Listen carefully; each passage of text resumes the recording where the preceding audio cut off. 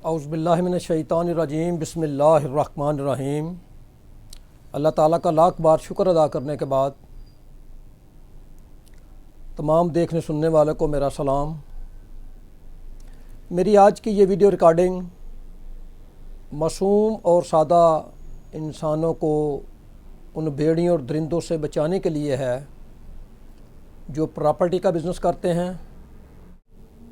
جو جائیداد کی خرید و فروخت کرتے ہیں۔ وہ کہتے ہیں کہ ایک دفعہ بولا گیا جھوٹ ساری عمر کی سچائیوں کو غارت کر دیتا ہے، ضائع کر دیتا ہے، تباہ کر دیتا ہے، اور ایک دفعہ کیا گیا فراڈ ساری عمر کی اچھائیوں کو تباہ کر دیتا ہے۔ اگر حدیث کی کتاب صحیح بخاری کو کنسلٹ کیا جائے تو اللہ کے نبی کا ارشاد ہے، فراڈیے اور جھوٹے انسان کے ہاتھ میں قیامت کے روز ایک جھنڈا ہوگا جس سے وہ پہچانا جائے گا کہ یہ وہ شخص ہے جس نے دنیا میں لوگوں کے ساتھ فراڈ کیا، دھوکہ دہی کی۔ اگر حدیث کی کتاب جامعہ ترمذی کو کنسلٹ کیا جائے، اس کو دیکھا جائے، اس کو پڑھا جائے، تو نبی اکرم صلی اللہ علیہ وآلہ وسلم کا یہ بھی ارشاد ہے کہ فراڈی شخص کو کبھی معلوم نہیں کیا جائے گا، اس پر کبھی اللہ تعالیٰ کی رحمت نہیں برسے گی۔ پھر یہ بھی ارشاد ہے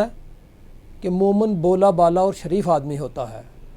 فاجر کمینہ صفت ہوتا ہے، لہٰذا ان سے بچنا چاہیے۔ تھوڑی سی پراپرٹی کی اہمیت واضح کرنے کے بعد میں آپ کو یہ بتاؤں گا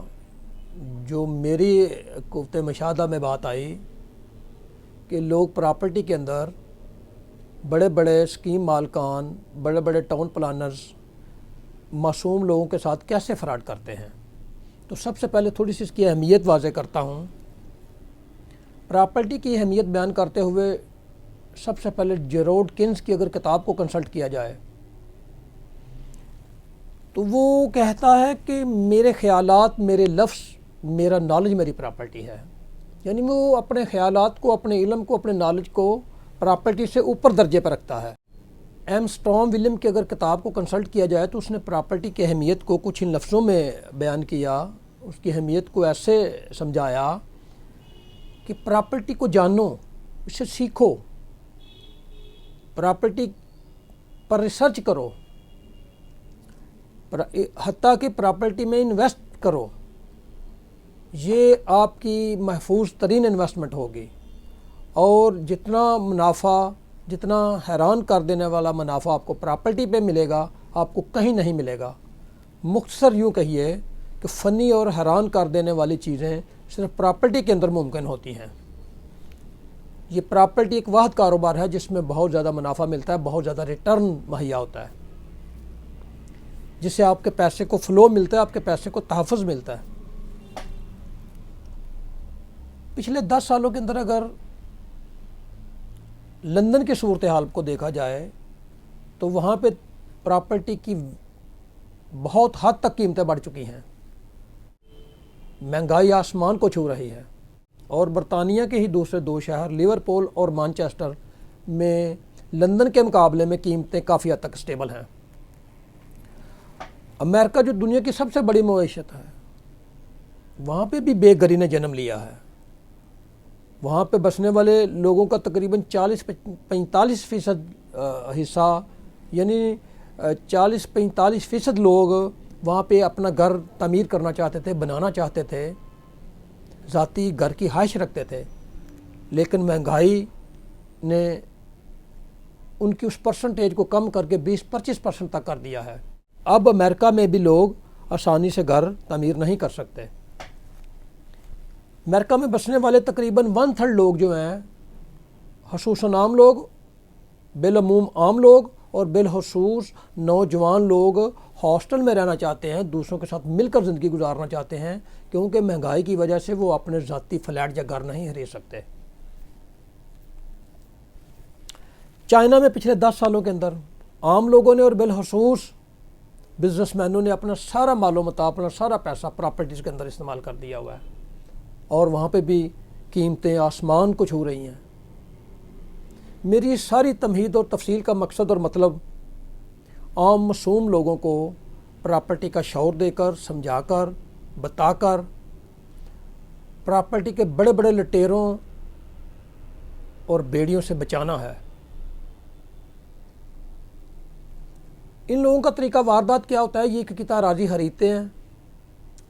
فرض کریں اس کتا راضی کے اندر انہوں نے 1000 پلاٹ بنایا ہے۔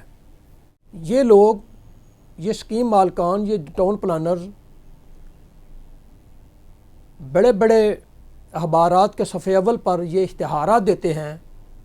کہ پلاٹ اور گھر آسان اقساط پر حاصل کریں، یا اپنا گھر اپنی جنت۔ اس طرح کے لکریٹو نعروں کے ساتھ یہ لوگوں کو آفر کرتے ہیں۔ معصوم سادہ لوگ ان کی ان چالوں میں پھنس جاتے ہیں۔ یہ ان کا طریقہ واردات کیا ہے کہ یہ جو 1000 پلاٹ ہوتا ہے، یہ اس کے بدلے میں 7000 پلاٹ، 6000 پلاٹ بیچ دیتے ہیں، کیونکہ ان لوگوں نے موقع پر کسی کو قبضہ نہیں دینا ہوتا۔ 20 سے 25% ڈاؤن پیمنٹ لینی ہوتی ہے،